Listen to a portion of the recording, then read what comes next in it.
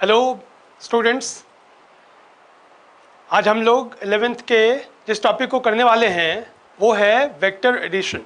Vector addition की ज़रूरत आपको आगे भी पड़ेगी 12th के भी कुछ चैप्टर्स में, जहाँ पर मैग्नेटिक फोर्स, इलेक्ट्रोस्टैटिक फोर्स को ऐड करना पड़ेगा। तो वेक्टर एडिशन बहुत इंपॉर्टेंट है, इसको अच्छे से समझना पड़ेगा हमें। आ जाइए लाइव, चलिए शुरू करते हैं। मान लेते हैं आपने दो वेक्टर्स लिए हैं ए और बी।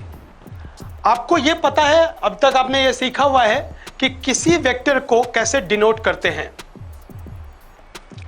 उसमें अगर हम 3 डायमेंशनल लेते हैं, एक्स एक्सिस पर, वाई एक्सिस और ये जेड एक्सिस, तो एक्स एक्सिस के डायरेक्शन को डिनोट करने के लिए जो यूनिट वेक्टर होता है वो आई कैप बोलते हैं, और वाई एक्सिस के लिए जे कैप होता है, जेड एक्सिस के लिए के कैप होता है। यानी कि एक्स एक्सिस में हम इसको सिर्फ आई कैप, ये जे कैप और ये के कैप, इस तरीके से हम डिनोट करते हैं। तो यूनिट वेक्टर्स जो होते हैं वो डायरेक्शन बताते हैं और फिर हमें मैग्नीट्यूड भी लिखना पड़ता है। तो मैग्नीट्यूड और डायरेक्शन दोनों को हम जब लिखते हैं मैथमेटिकली, हम इस तरीके से लिख पाते हैं, इस तरीके से लिखते हैं। ये दो वेक्टर्स हैं, इसका एक्स कंपोनेंट है, ये वाई कंपोनेंट है, ठीक है। जैसे कि एक एग्जांपल ले लेते हैं, मैं फिर से इसके पोजीशन वेक्टर की तरफ चलता हूं। मान लेते हैं थोड़ी देर के लिए कि एक्स वाई प्लेन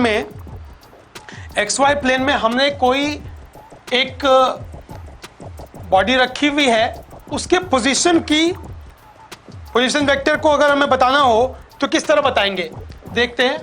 ये एक्स है और ये वाई एक्सिस है, एक्स वाई प्लेन है, ये देख पा रहे हैं। एक्स वाई प्लेन में हमने पार्टिकल को यहां पर रखा और इस पार्टिकल का जो कोऑर्डिनेट है वो कोऑर्डिनेट है, मान लेते हैं 3 और 4, ये ले लिया हमने। तो अगर पोजीशन वेक्टर हम कहेंगे तो क्या होगा, ओरिजिन से यहां से इनको हम इस तरह से पता लगाएंगे कि ओरिजिन से कितने डिस्टेंस पर है। तो जब आप देखेंगे पाइथागोरस थ्योरम लगा करके आपको पता है कि ये जो x की है वैल्यू वो क्या है, x है 3, x इक्वल्स 3, y इक्वल्स यहां पर 4, ये हमने पता लगा लिया। जब हम इसकी बात करेंगे O और ये पार्टिकल P है जिसकी पोजीशन है, तो R हम लिख पाएंगे, R हम लिखेंगे कैसे, 3 I cap plus 4 J cap. तो ये वेक्टर का ये जो हमने पार्टिकल है, पार्टिकल के पोजीशन वेक्टर को हम ऐसे डिनोट करते हैं। तो ये एक वेक्टर हो गया, इसी तरह से हम डिनोट करते हैं, ऐसे ही एक्सप्रेस करते हैं वेक्टर को। और अब दो वेक्टर को अगर ऐड करना हो तो उसके लिए लॉ हैं, उसके लिए जो बेसिक बातें हैं वो सीखनी पड़ेगी हमें ये और बात जाननी पड़ेगी कि अगर दो वेक्टर्स हैं जिनका एक्स कंपोनेंट और वाई एक्स कंपोनेंट दूसरे वेक्टर का एक्स कंपोनेंट के साथ जुड़ेगा, इसका वाई कंपोनेंट इसके वाई कंपोनेंट के साथ जुड़ेगा, दो वेक्टर्स अभी हमने लिए हैं। तो इसको अगर हम लिखेंगे सीधा a plus B, vector a plus vector b, तो सीधा सीधा क्या लिखना पड़ेगा, ax प्लस bx, और ये होगा i कैप प्लस, हम इन दोनों के y कंपोनेंट को जोड़ेंगे, ay plus by j cap. तो ये हमारा एक बेसिक सा फंडा है समझने का।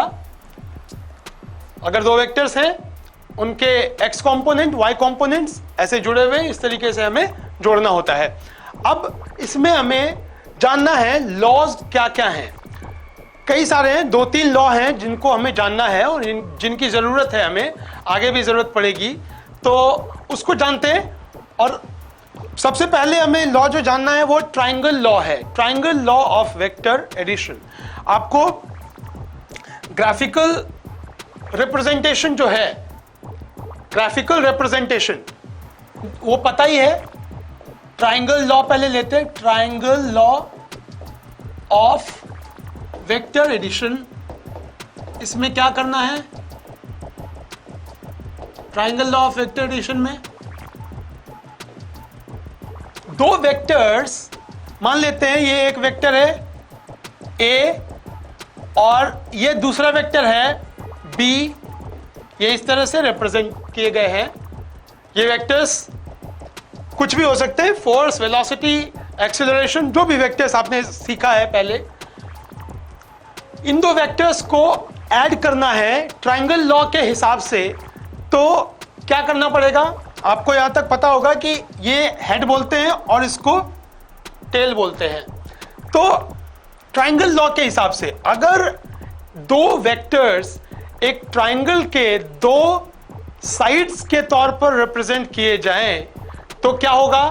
तीसरा वेक्टर जो बनेगा, तीसरा जो साइड बनेगा उस ट्रायंगल का, वो रिजल्टेंट वेक्टर होगा, वो रिजल्टेंट वेक्टर को रिप्रेजेंट करेगा। तो आइए कैसे इसको लिखेंगे। इसके पहले दो में से कोई एक वेक्टर हमने क्या किया, इसके हॉरिजॉन्टली इसको प्लेस कर दिया, इसके हेड को इस तरफ, टेल को इस तरफ, ये वेक्टर ए हो गया। वेक्टर बी के, यानी कि पहले वेक्टर को हमने हॉरिजॉन्टली प्लेस कर दिया, दूसरे वेक्टर को हमने क्या किया, दूसरे वेक्टर के टेल को फर्स्ट वाले वेक्टर के हेड पे हमने ऐसे प्लेस कर दिया। ये वेक्टर ए और ये वेक्टर बी। अब ये ट्रायंगल के दो साइड्स बन गए, दो साइड्स को रिप्रेजेंट कर रहा है। अब तीसरा वेक्टर जो होगा, तीसरा साइड जो होगा इस ट्रायंगल का, वो रिजल्टेंट वेक्टर होगा, मतलब उन दोनों के वेक्टर का सम। तो आइए इसको लेकर चलते हैं। ये हमने यहां से तीसरा वेक्टर बना दिया। ये तीसरा वेक्टर जो होगा, ये रिजल्टेंट वेक्टर, इसको हमने सी कह दिया। क्या होगा? तीसरे वेक्टर के साइड को, तीसरे वेक्टर के टेल को, जहां से हमने शुरुआत की थी वहां से लेकर जहां एंड हुआ वहां तक। थोड़ी देर के लिए इसको प्रैक्टिकली एक बार सोचकर देखते हैं। अगर आपको यह कहा जाए, आपने अपनी जर्नी किसी प्लेस से की और आप हॉरिजॉन्टली कुछ डिस्टेंस मूव करें, जैसे आपने डिस्टेंस कितना ट्रेवल किया, मान लेते हैं आपने डिस्टेंस ट्रेवल किया 4 किलोमीटर। 4 किलोमीटर आपने डिस्टेंस ट्रेवल किया, कहां से? ओ से पी तक, इस डायरेक्शन में आपने किया। आप ये कह सकते हैं इसको कि टुवर्ड्स ईस्ट आपने ट्रेवल किया। अब क्या होगा, यहां से फिर जो दूसरी लेग ऑफ जर्नी है वो क्या हुआ, पी से आपने क्यू तक किया। मान लेते हैं आपने यहां तक किया, पी से क्यू तक।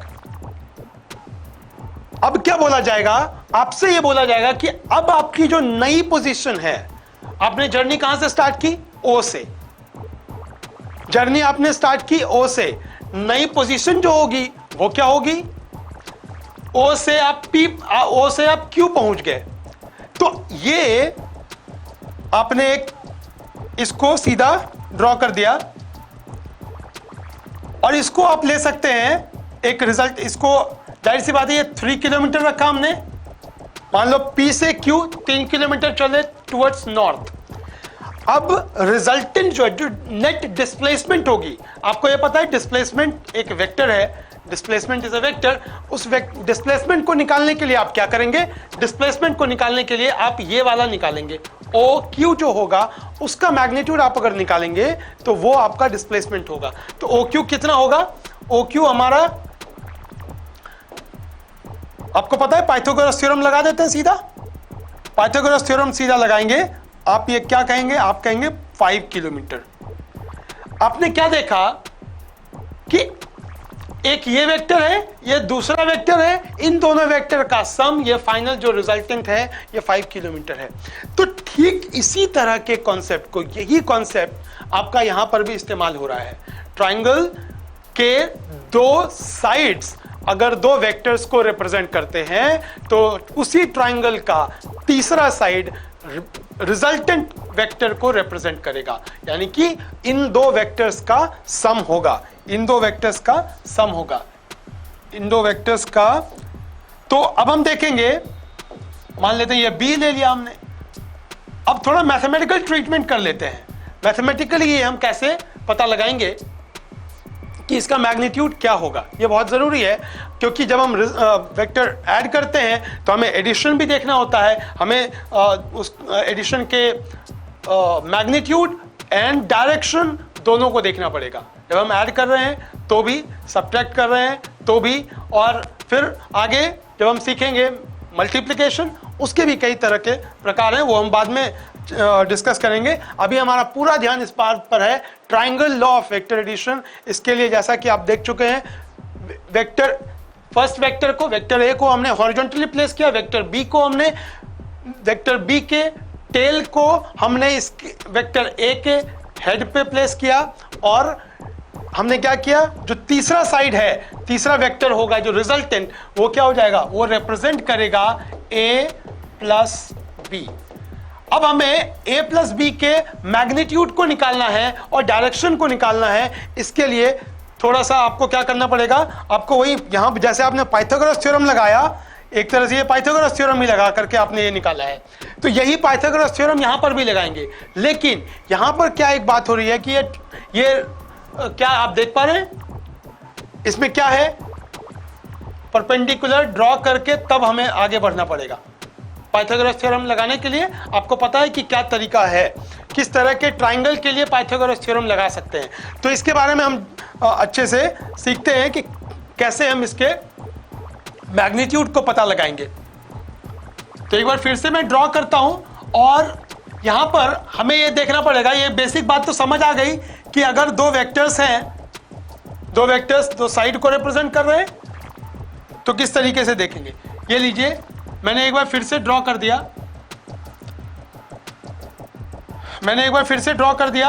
क्या एक वेक्टर ए और इसके ऊपर वेक्टर बी और ये वेक्टर सी। हमने ये देखना है कि वेक्टर ए और वेक्टर बी के बीच में एंगल जो है वो क्या है। तो थीटा है angle between vector A and B, vector A and vector B, ये एंगल है, angle between vector A and vector B. इसको कैसे लिखेंगे, ये है वेक्टर ए एंड बी के बीच का। जब हम इसको ट्रांसलेट करते हैं, ये ए ऐसे आ गया। अब यहां पर एक परपेंडिकुलर ड्रॉ करना होगा हमें, परपेंडिकुलर ड्रॉ कर दिया। पहले हम इसको मार्क करते हैं ओ, ये पी है, ये क्यू ले लेते हैं, ये आर ले लेते हैं, ठीक है। तो इस तरीके से हमने क्या नोट किया कि ये वेक्टर ए बी के साथ क्या बना रहा है, थीटा बना रहा है। ये बहुत जरूरी है इसमें। अब हमें क्या करना है, हमें थोड़ा ट्रिग्नोमेट्री का इस्तेमाल करना है।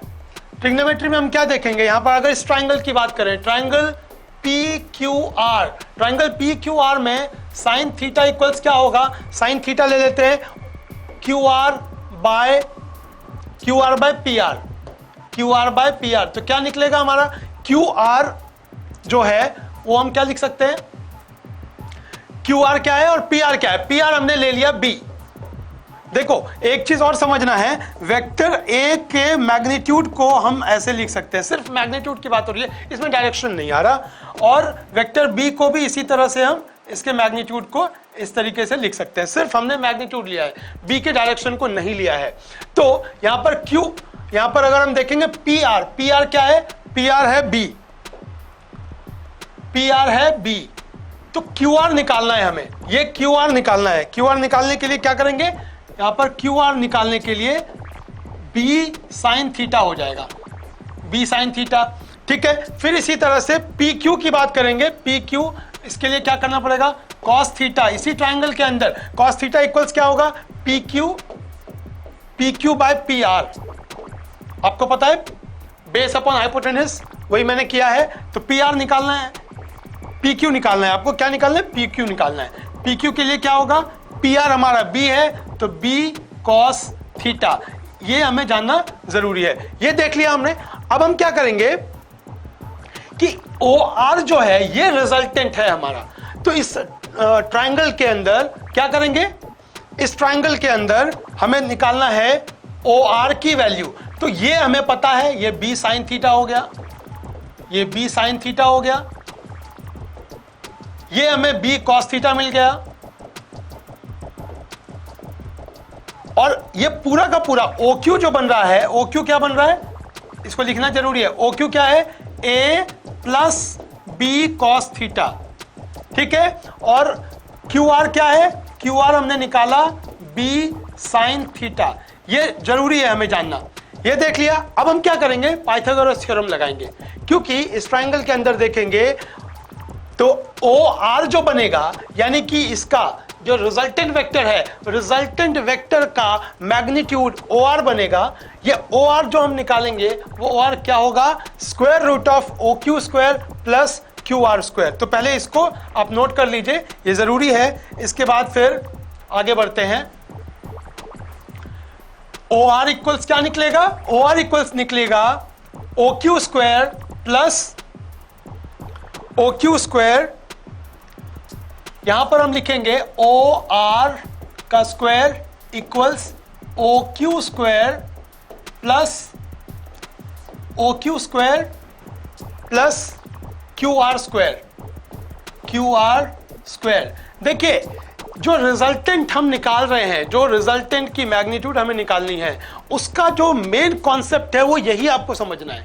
ट्रायंगल हमारा भले ही ऐसा था, ये परपेंडिकुलर ट्रायंगल हम देख रहे हैं, ऐसा नहीं था। हम इस ट्रायंगल को पहले हमने परपेंडिकुलर ड्रॉ करके ये पूरा कंप्लीट किया, पाइथागोरस थ्योरम लगाने लायक इसको पहले बनाया।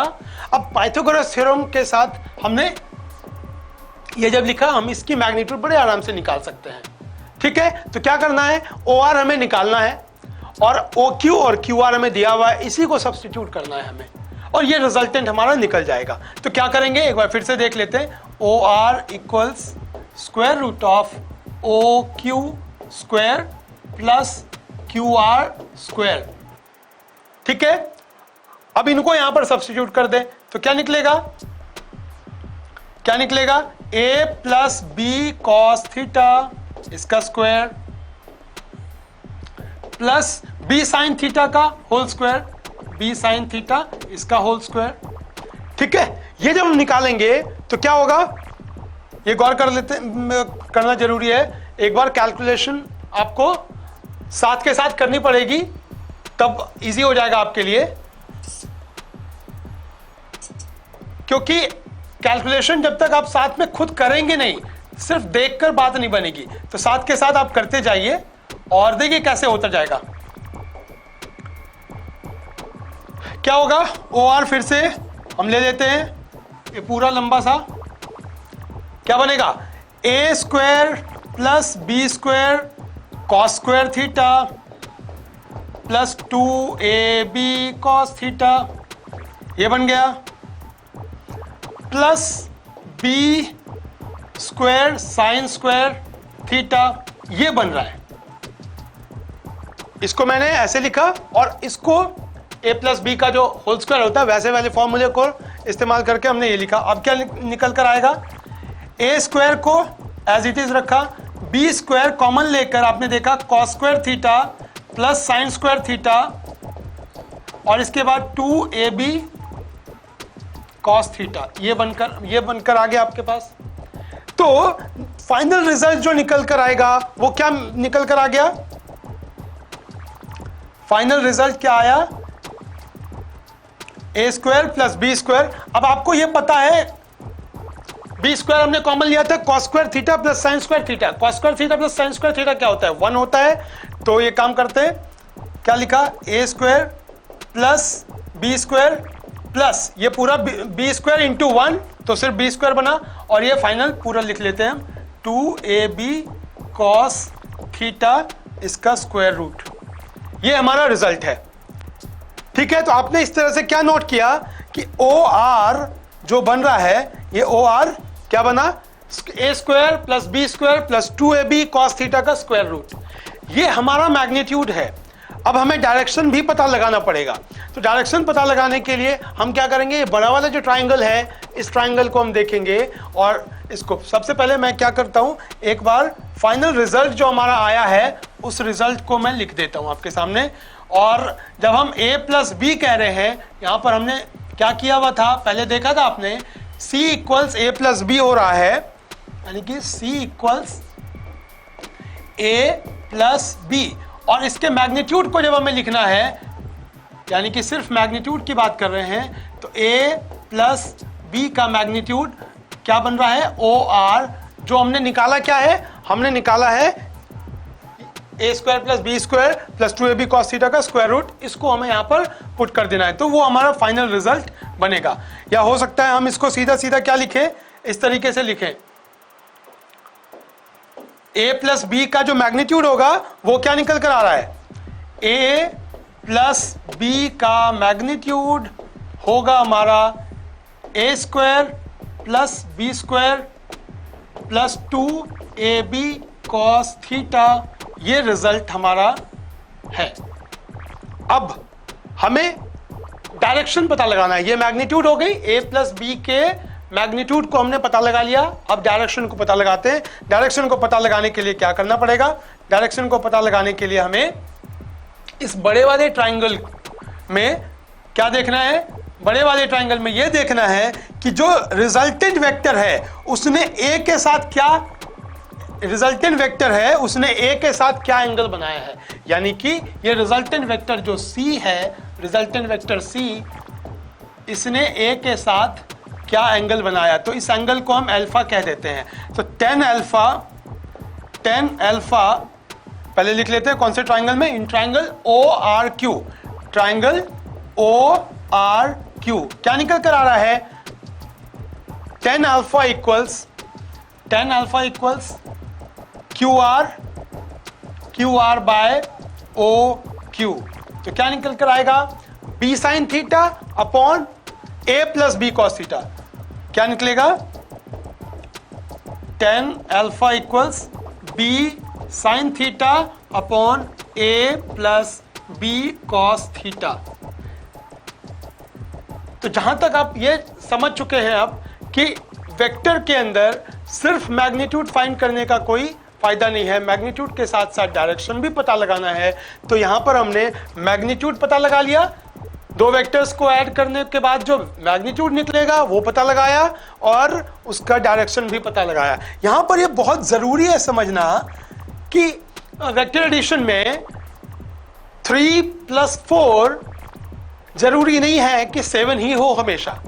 अगर कोई वेक्टर है जिसका मैग्नीट्यूड 3 है, दूसरा वेक्टर है जिसका मैग्नीट्यूड 4 है, और उन दोनों के बीच में अलग अलग एंगल हमने 3 कंडीशन में, वो अभी हम चर्चा करेंगे, तो अगर हम उनको ऐड करेंगे तो क्या होगा, जरूरी नहीं है कि 7 ही हो सकता है 0 भी हो, 3 + 4 क्या होगा, 1 भी हो सकता है 5 भी हो सकता है 7 भी हो, depending upon the angle between the two vectors. It's not only that magnitude matters while adding the two vectors, we need to take into consideration the angle between the two vectors as well. So अब हम क्या करते हैं, एक बार हम लोग final देख लेते हैं तीन कंडीशन को। कौन कौन सी 3 कंडीशन देखेंगे, हम 3 कंडीशन देख लेते हैं। वेक्टर के बीच, दो वेक्टर्स के बीच अलग अलग एंगल लेकर उसका मैग्नीट्यूड क्या बनेगा और वो कैसे दिखे, क्योंकि ये समझना जरूरी है हमें। तो क्या है, एक पहला केस ले लेते हैं, केस 1 जिसमें एंगल जो थीटा है वो 0 डिग्री है। केस 2 ले लेते हैं जिसमें हम एंगल ले रहे हैं 90 डिग्री। केस 3 ले लेते हैं जिसमें हमने एंगल जो लिया है वो एंगल लिया है 180 डिग्री। ठीक है, हम दो वेक्टर्स को ऐड कर रहे हैं और उन दो वेक्टर्स के बीच का एंगल जो है हमने क्या लिया, 0, 90 और 180। आइए इसको समझते हैं क्या होगा। जब आप ये कह रहे हैं दो वेक्टर्स 0 डिग्री बना रहे हैं, तो इसका मतलब यह हुआ कि एक ये वेक्टर A है और दूसरा वेक्टर B भी इसी डायरेक्शन में है, B और ये A, ये यहां से यहां A है और यहां से यहां B है, इन दोनों का डायरेक्शन। अब ऐड करेंगे तो क्या होगा, जब हम इन दोनों को ऐड करेंगे, एक वेक्टर और दूसरा वेक्टर, इस तरह से हो जाएगा। तो जब ऐड करेंगे इसका मैग्नीट्यूड क्या होगा, A प्लस B का जो मैग्नीट्यूड होगा उसको देख लेते हैं, A² plus B² plus 2AB cos 0 क्या होता है? cos 0 होता है 1, cos 0 होता है 1, ये हमने पुट कर दिया। इसके बाद क्या निकल कर आया हमारा? क्या निकल कर आया? a प्लस बी का होल स्क्वायर और इसका स्क्वायर रूट। तो फाइनल रिजल्ट क्या मिला? a प्लस बी, यानी कि ये जो है हमारा मैक्सिमम वैल्यू है, ये मैक्सिमम वैल्यू होगा। हम क्या करेंगे? अगर 3 वेक्टर, एक वेक्टर की मैग्नीट्यूड 3, दूसरे वेक्टर की मैग्नीट्यूड 4, तो ऐड करेंगे तो क्या होगा? सीधा हो जाएगा 3 + 4 7। ठीक है, ये हमने समझ लिया। अगर 0 है, cos 90 क्या होता है? cos 90 होता है 0। तो a प्लस बी का मैग्नीट्यूड जो होगा वो क्या होगा?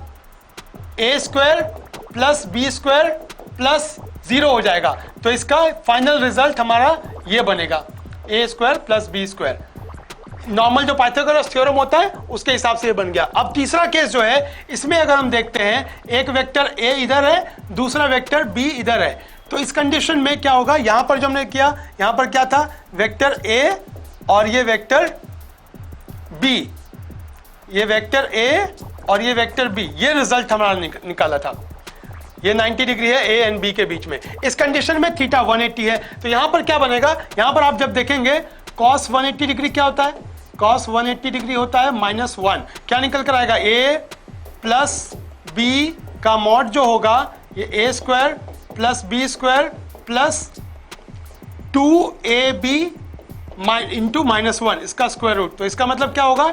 a माइनस बी का होल स्क्वायर और इसका स्क्वायर रूट, यानी कि a माइनस बी। तो यहां पर हम ये क्या देखा हमने? a प्लस बी का जो रिजल्टेंट बन रहा है वो इसके इक्वल बन रहा है। तो इस कंडीशन में क्या निकल कर आया? ये मिनिमम है, ये जो रिजल्टेंट है ये मिनिमम वैल्यू आएगी a माइनस बी। तो इस पर भी क्वेश्चन होते हैं कि मैक्सिमम जो मैग्नीट्यूड होगा वो क्या होगा, मिनिमम जो मैग्नीट्यूड होगा वो क्या होगा। इसी के लिए मैंने ये आपको बता दिया कि इसको हमें ध्यान में रखना है। तीनों केस हमने समझ लिया। तब तक आप इसकी प्रैक्टिस करें और इसके क्वेश्चंस भी करें। ठीक है, बहुत बहुत धन्यवाद।